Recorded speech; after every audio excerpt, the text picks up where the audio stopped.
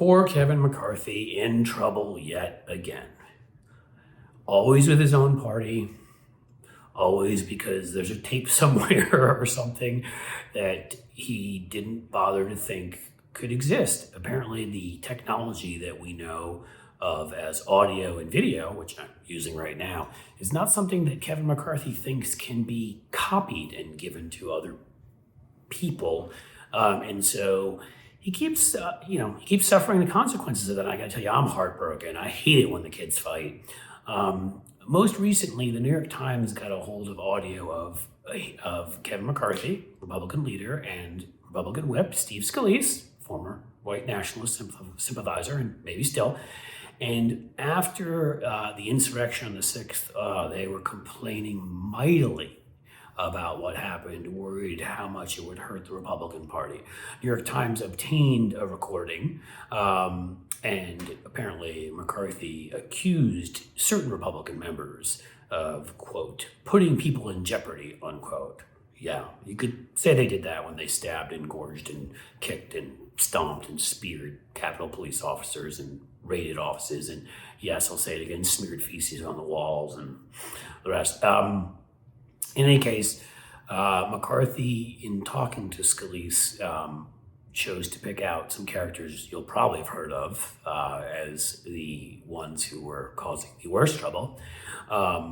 He said, quote, he's putting people in jeopardy. He would be Matt Gaetz. You know him as a Florida congressman, an immature man-baby, spoiled brat whose dad's money got him there, and someone being investigated and perhaps indicted soon for trafficking underage women. That's correct. Beyond that, he said, quote, and he doesn't need to be doing this. We're talking about Gaetz again. We saw what people would do in the Capitol, and these people came prepared with rope, with everything else. Yeah, I wonder what McCarthy thought the rope was there for. Clearly he knew, even though he would deny this later. In days after, McCarthy, as we know, criticized Trump, but he also criticized Lauren Boebert and Marjorie Taylor Greene. Andy Biggs, called them the sociopath coalition, the ones that were the most involved, who would show up or call the Willard Hotel to meet with Trump's brain trust to try and overthrow the will of the people in this 200-plus year democracy of ours. Well, they seem to be kind of pissed about it. I would be too. I'm not going to defend them. They happen to be crazy, but they're pissed and they're hitting back. On today's Wednesday, McCarthy met for the first time with members of the caucus, and the aforementioned Gaetz. I don't believe he brought any 16-year-old girls with him, if I'm right, but New York Times or Washington Post might not report that. He referred to Scalise and McCarthy as, quote, the behavior of weak men, not leaders. Also, Andy Biggs, another insurrectionist who was known to be plotting with folks ahead of the January 6th insurrection, was critical too. He was not happy at all. There are others that were there that were kind of pissed off too. They had also criticized Mo Brooks, who encouraged people, I just can't believe this, to go into the Capitol, encouraged people to, quote, kick ass. And they did. They went to the Capitol and broke windows and smeared feces on the walls and attacked people. At this point, Donald Trump has unendorsed him for Alabama congressman because he doesn't want to keep talking about the election being stolen. There's just nothing good enough you can do, but he was also attacked.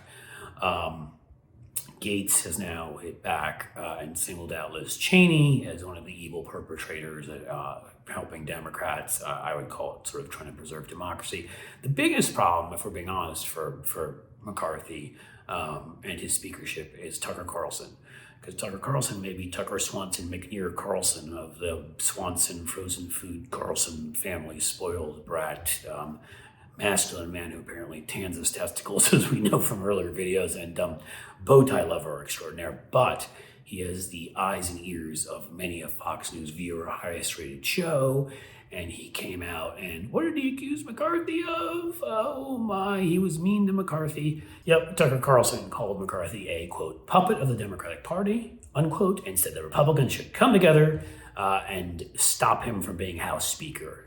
So you did all this for nothing, Kevin. You debased yourself, you traded in your dignity, and you'll probably never be House Speaker anyhow, which is a tragedy and also kind of laughable if it weren't for the fact that you have so screwed this country. Again, Kevin McCarthy, liar. Scalise, liar. Both cowards. Matt Gaetz, trafficker, liar. Tucker Carlson, Nazi, liar.